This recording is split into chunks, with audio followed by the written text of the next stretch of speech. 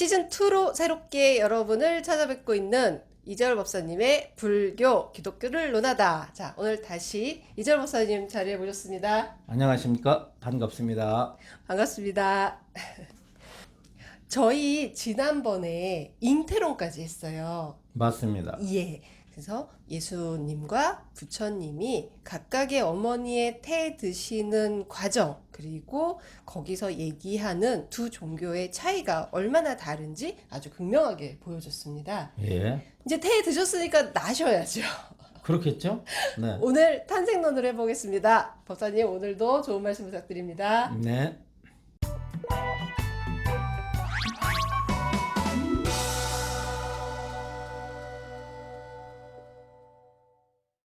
법사님, 네.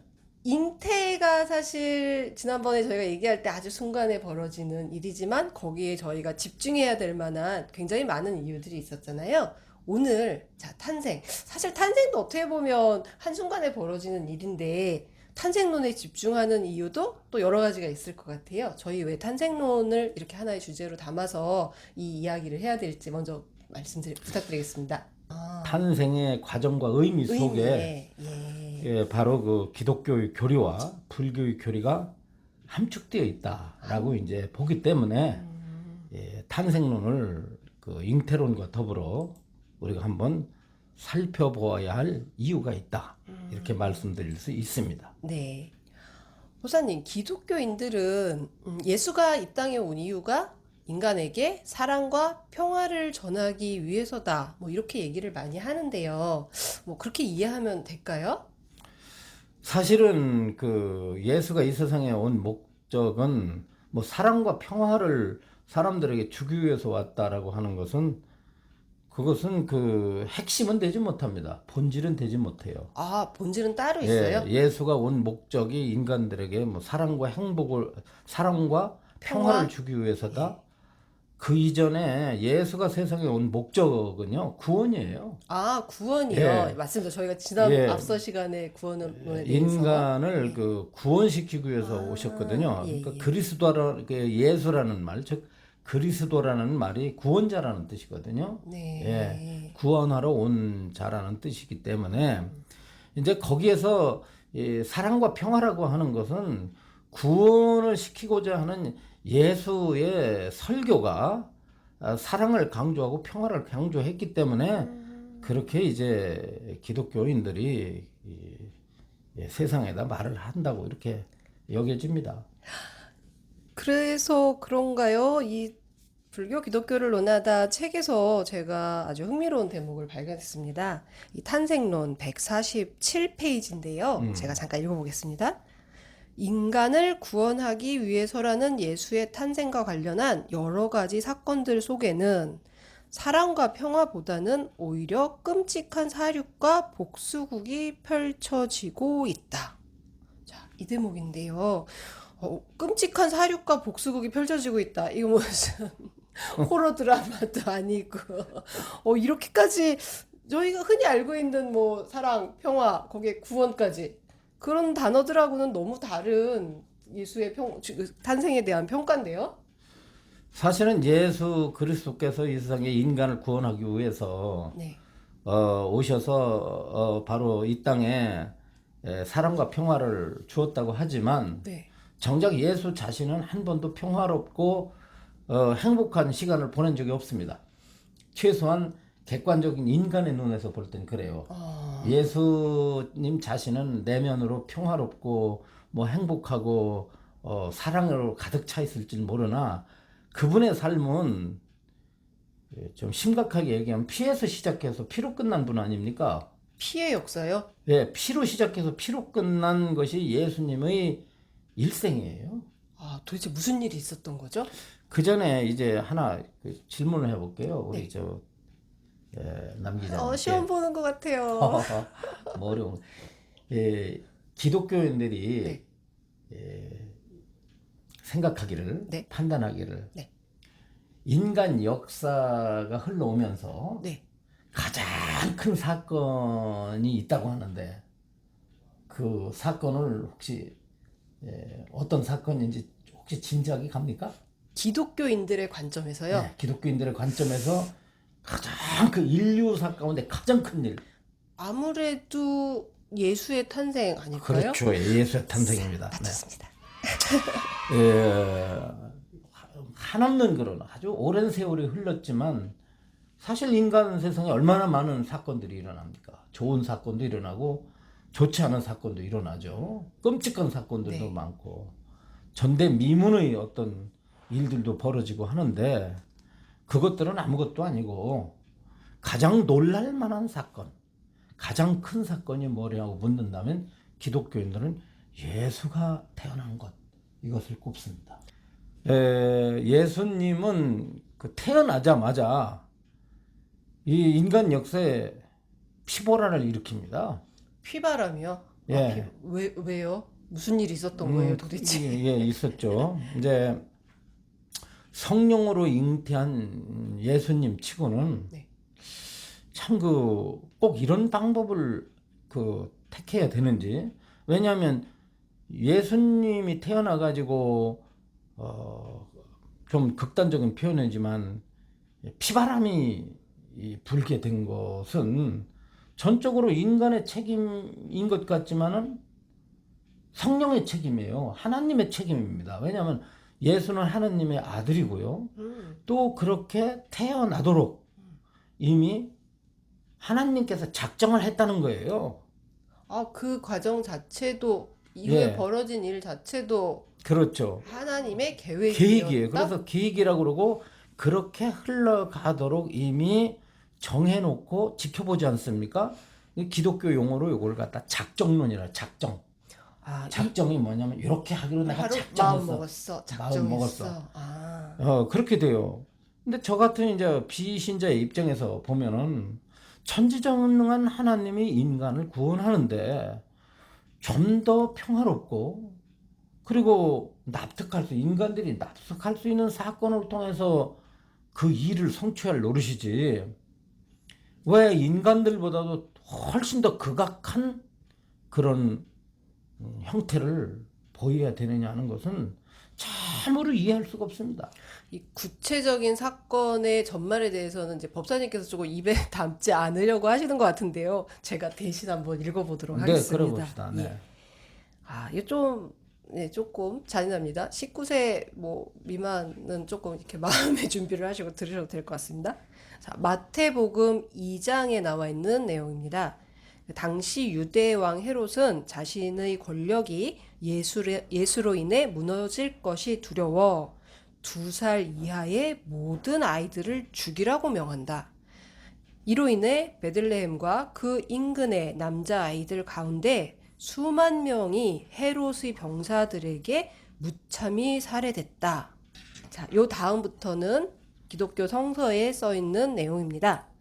이에 헤롯이 박사들에게 속은 줄 알고 심히 노하여 사람을 보내어 베들레헴과 그 모든 지경 안에 있는 사내 아이를 박사들에게 자세히 알아본 그때를 기준하여 2살부터 그 아래로 다 죽이니라고 쓰여 있다. 다 죽였다는 얘기네요. 네, 다 죽였죠. 네, 한 어린아이 하나를 남기죠. 찾고자. 하나의 여기서 말하는 박사란 동방박사. 네. 우리가 알고 있는 동방박사. 이 동방박사는 도대체 뭐 하시는 분인가요? 예, 이제 갑자기 궁금한데요. 예수가 이제 어디서 태어나냐면 이제 베들레헴에서 태어나요. 네, 네. 근데 본래 그 아버지와 어머니는 그 나사렛 사람이잖아요. 네, 네. 근데 왜 베들레헴에서 태어나느냐 하면은 그 예수의 아버지 요셉이 여행을 갑니다. 여행을 가요? 예, 여행을 이제 그 조금 꺼려하는 그 마리아 부인을 데리고 네. 이제 그 여행을 간 곳이 바로 베들레헴이에요. 그래서 거기서 이제 산기가 돌아가지고 말구유에서 태어나지 않습니까? 이제 만삭인 아내를 네. 데리고 여행을 간다는 것 자체가 일단 좀 마음에 들지 않지만. 네. 예, 그래서 이제 그 말먹이 통이죠, 말구유니까. 예. 거기다 이제 그 아기를 뉘어놓고 네, 네, 네. 이제 거기서 이제 해산을 이제 마치죠. 네네. 박사라고는 했지만은 네. 그때가 무엇을 뜻하느냐면 일종의 그 점술가예요, 점성가. 바로 그 옛날에는 그 천문지리를 연구하는 사람들이 있지 않습니까? 네, 네. 그러다 보니까 이제 하늘의 별자리를 통해서 이제 이 지구상의 어떤 그 기룡화복을 점치기도 네. 하고 그런 일을 하잖아요. 그런 그 예언가 이제 더 좀 이제 적극적으로 말한다면 이제 종교인이라고 할 수가 있죠. 이게 페르시아 지방의 그 수행자들, 종교자들 이 사람을 뭐라고 불렀냐면 마고라고 불렀어요. 마고요. 예, 마고. 아, 마고. 예, 마고는 이를테면 이제 옛날에 다 그렇듯이 좀 그 어떤 사람들이나 혹은 이 왕, 네. 정치하는 사람들이 뭔가를 갖다가 자문을 얻기 위해서는 그쵸. 예, 그렇잖아요. 그런 큰 일을 앞두고 예언가 혹은 점성가들을 옆에 가까이 뒀단 말이에요. 일종의 뭐 국사 같은 그렇죠. 개념으로. 고대는 예, 그랬어요. 예. 이상하게도 그 배화교의 그 성직자들이 네. 어떤 별을 보게 돼요. 별을 보게 되는데 그 별이 아주 상스러운 별이란 말이에요. 네. 그게 저것은 필시 세상을 구원할 어떤 그 왕, 왕을 상징하는 성스러운 별이다라고 해요. 왕의 별이다라는 생각을 가지고 그 별을 따라서 네, 네, 네. 뭐 별을 따라올 수 있는 건지는 없는 건지 모르겠으나 별을 따라서 아무튼 별자리를 점쳤겠죠. 예, 접쳤더니 그 별이 보통 별이 아니란 말이에요. 바로 그것이 예수의 별이란 말이에요. 그 예수의 별을 따라가지고 찾아가지고 온 곳이 어디냐면 이스라엘이고요. 그래서 온 곳이 어디냐면 베들레헴이에요. 네, 그렇습니다. 그래가지고서는 그 세 명의 바로 동방 박사가 와가지고 헤롯 왕을 만나게 되죠. 헤롯 왕을 만나가지고 하지 말아야 될 얘기를 합니다. 아, 그게 이분들이 뭐냐면, 말씀을 전해요? 네, 뭐냐면 말하자면 앞으로 왕이 되실 분이 태어나는 세상에 것 태어났다 같다. 그랬어요. 아, 그런데 이 헤롯 왕은 헤롯 왕조의 첫 번째 왕인데 예. 권력에 상당히 집착을 해서 자신의 자식들까지 막 죽였어요. 네 명인가? 친자식을요? 예, 친자식을 죽일 정도예요. 방해가 된다고 해가지고. 끔찍한 게 폭군인데 마치 그건 뭐와 같으냐면 금강경에 나오는 가리왕 같은 깔리왕 같은 그런 폭군이에요. 근데 폭군 앞에서 그런 얘기를 미래 했으니. 왕이 되실 분이 말이야 세상에 태어났는지 그곳이 어딘지 알고 싶다 이런 얘기를 합니다. 그런데 그 말을 듣고서 이거 다분히 좀 의도적이지 않을까라는 생각이 드는데. 헤롯 왕이 대단히 소동을 일으켜요. 마음에서 가지고 불안해하고. 야, 이거 모르고 얘기했다고 그러기에는 예. 너무 후폭풍이 큰데요? 그래서 이제 곧 그 가서 그렇게 말을 하죠. 가서 그가 어디 태어났는지 알아오라. 이렇게 말합니다. 네, 그러겠다고 이제 동방 박사가 찾아가서 어디까지 가냐면 그 예수가 태어난 곳까지 가가지고 예수에게 선물을 합니다. 세 가지 뭐 아무튼 뭐 황금과 그 다음에 무슨 향유와 그 다음에 무슨 기름, 그러니까 세 가지를 이제 선물로 바치고 경배를 해요. 네. 그러고 나서는 헤롯 왕에게 가야 되는데 가지를 않고 피난을 갑니다. 살짝 도망을 가요. 쉽게 말하면. 아, 그래서 화를 입을까봐. 그래서 요 마태복음의 박사에게 속은 줄 알고. 그래서 이제 후대 보니까 안 나타나거든. 그래서 헤롯 왕이 분통이 터져가지고 제사장들을 모아놓고 이제 그걸 알아보라고 합니다. 알아봤더니 그 바로 예수가 태어난 장소를 알게 되죠. 베들레헴이라는 사실을 알게 되고 거기에서 그 한 아이가 왕이 될 아이가 태어났다라고 하는 것을 이제 듣게 돼서 병사들을 보내가지고 그 이제 찾아서 이제 죽이라고 명을 하는데 그때를 근데 누군지는 모르겠으니. 그때 예수에게 어떤 일이 예수는 이제 그 바로 갓 태어난 아이니까 모르고 있지만 누구냐면은 그 아버지 요셉에게 그 어떤 하나님이 보냈다고 하는 신이 보냈다고 하는 천사가 나타나가지고 사자가 나타나서 바로 그 꿈에 현몽을 합니다. 꿈에 자주 오시네요, 천사가. 아기를 데리고 픽신을 해라. 예수를 데리고 도망을 가라고 말합니다. 그래서 도망한 곳이 어디냐면 이집트예요. 아, 멀리 예, 가셨네요. 멀리 예. 갔어요. 이집트로 도망을 아니, 갑니다. 당신만 가시면 어떡해요? 다른 애들은 어떡하라고? 그러다 보니까는 이제 그렇다면 도망간 줄은 모르고 여기에 이제 쓰여 있는 대로 네. 헤로당이 명령을 합니다. 다 죽여라. 네. 2살 이하의 어린아이는 다 죽여라 그랬는데 태어나자마자 죽인 건 아니고요. 한 2달 정도 있었습니다. 거기에. 아, 2달 정도 기약, 2달 정도 기약했다 보니까 그 2살 이하의 어린아이는 예. 그냥 아예 씨를 말려라 그래서 아이들을 그냥 무참히 학살을 해버립니다.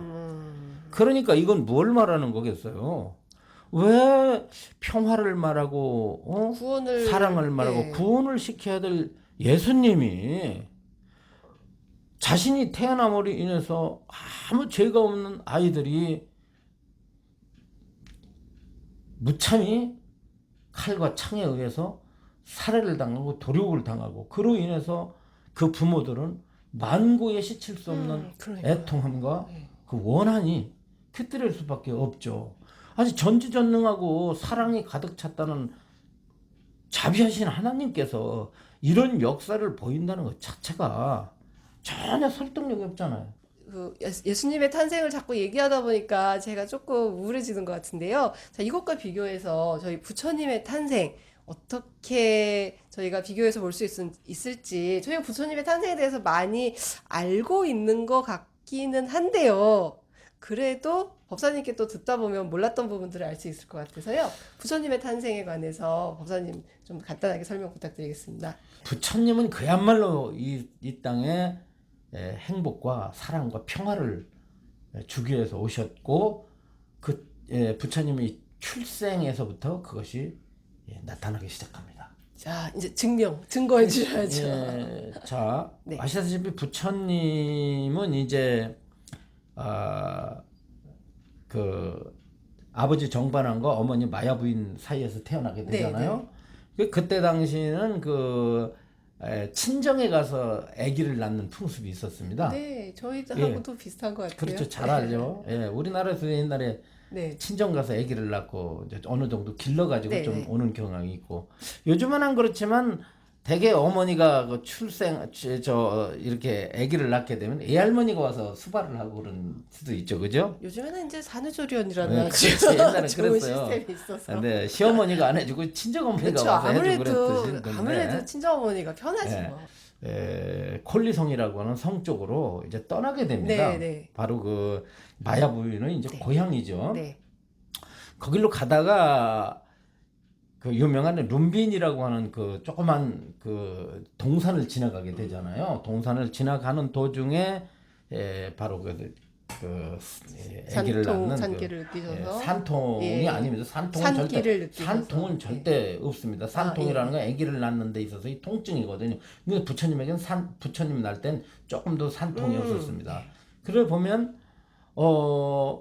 부처님이 마야 부인의 태종에 들어 계실 때에 마야 부인은 어떠한 고통도 받지 않았다. 몸은 항상 가벼웠고, 왜냐하면 위대한 부처님이 태어날 때, 부처님이 이 세상에 오시는 목적이 중생의 고통을 없애기, 발고열악이라고 그러거든요. 예. 고를 갖다가 뽑아내고, 이 중생의 고통을 뽑아내고, 열악, 락, 행복을, 기쁨을 주기 위해서 오셨기 때문에 그 누구에 대해서도 육체적, 정신적 고통을 털끝만큼도 주지 않는다는 거예요. 아, 그렇기 네. 때문에 일단 그래서- 첫 번째 마야 부인부터. 그래서 자신의 모친에게 어떻게 산통을 겪게 하느냐 이거예요. 뱃속에 들어있을 때는 좀 이제 여인들 임신을 하시게 되면은 뭐 구역질도 하시게 되고 그래서 굉장히 힘들죠. 음식 냄새 맡고 그리고 뭐 또 어떻습니까? 무겁잖아요. 몸도 네. 무겁고 붓고 붓고. 발이 지나고 그렇습니다. 허리 그리고 아프고 뭐 잠도 잘 안 오고 어떨 예. 때는 그리고 그렇잖아요. 그래서 늘 조심해야 되잖아요. 네. 근데 그런 그런 고통이 것이 전혀 없었다라고 하는 것이죠. 예. 어머니부터 아주 그렇게 편안하게 하셨는데 더구나 이제 태어나실 때는 말할 것도 없습니다. 어떻게 기술되어 있느냐면 태어나기 위해서 이제 임시로 이제 산실을 마련하잖아요. 네네. 말하자면 룸비니에. 그 천으로다가 이제 네. 그 가리죠.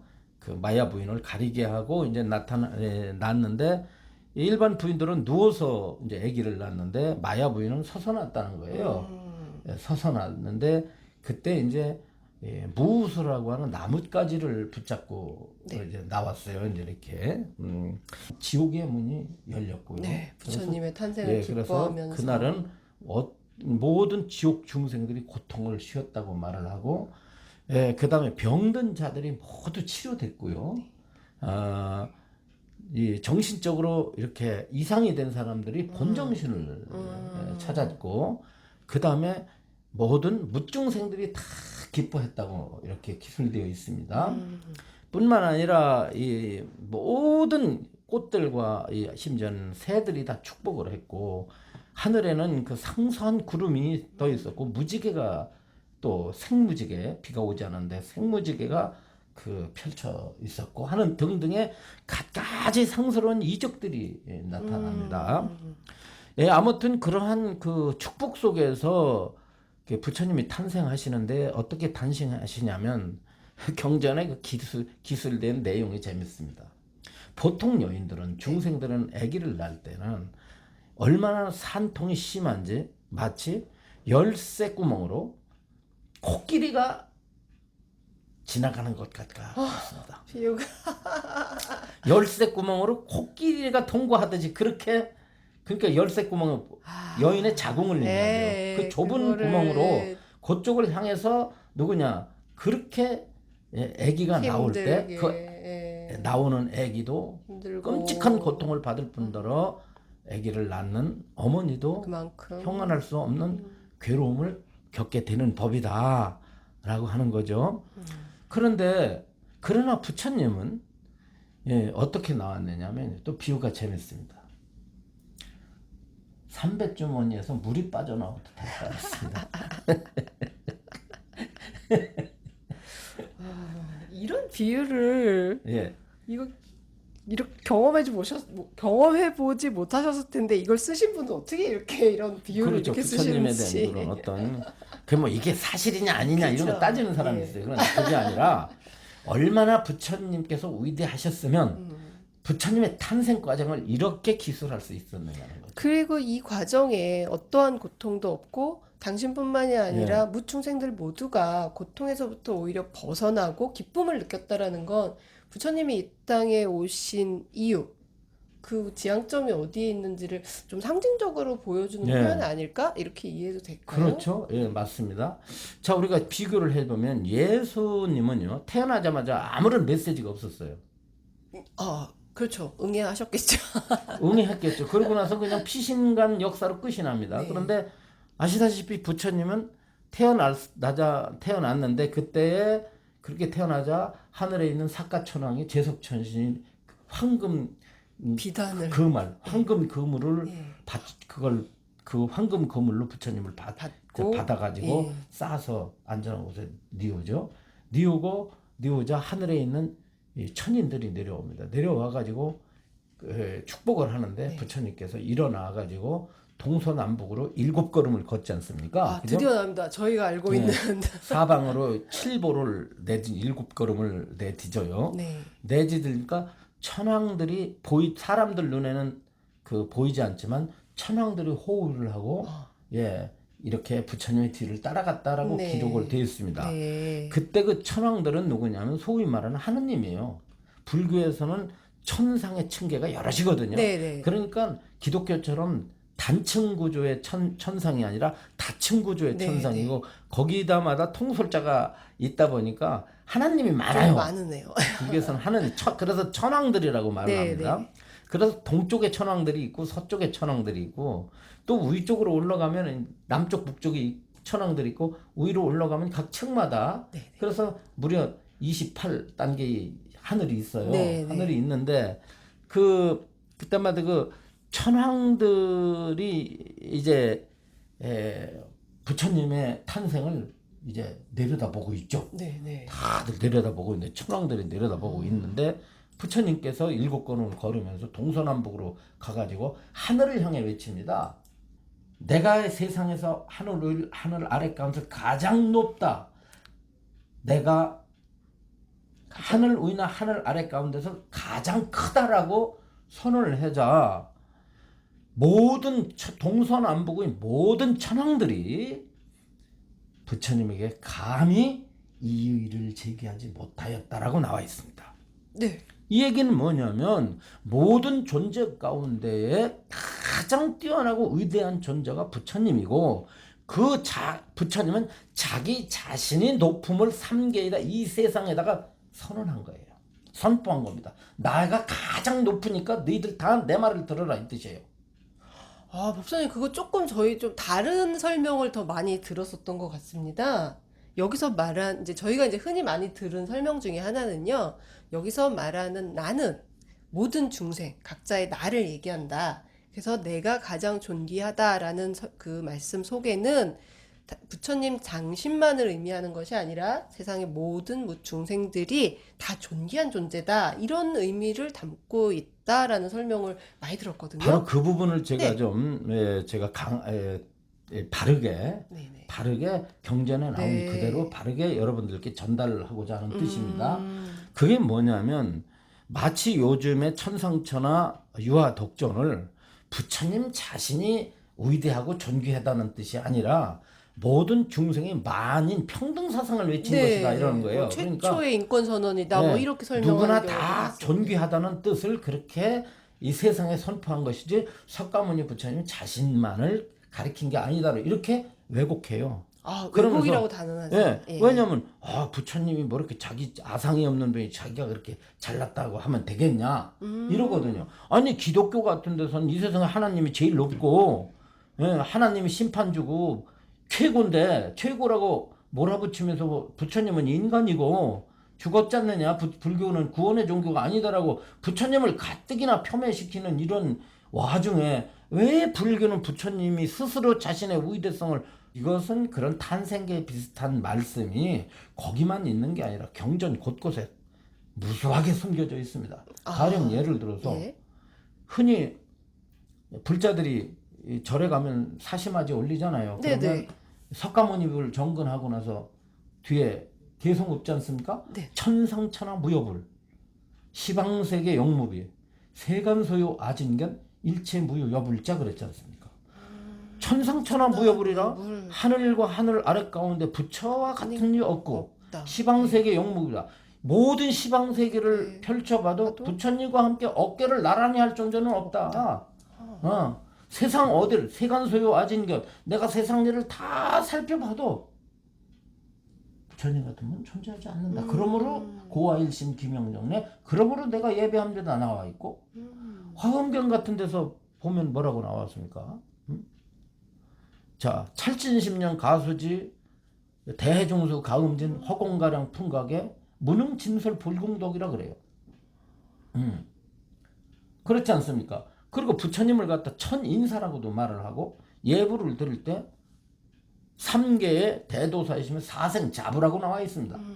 사생자부는 모든 생명들의 아버지라는 네. 뜻이에요. 네. 근본이라는 뜻입니다. 모든 중생의 근본이 부처님이라는 뜻이에요. 하늘에서 가장 높다라고 하는 이 누구냐? 욕계천의 천신 그 제석천 아닙니까? 사가천왕 제석천신은 기독교로 말하면 하나님이에요. 네네.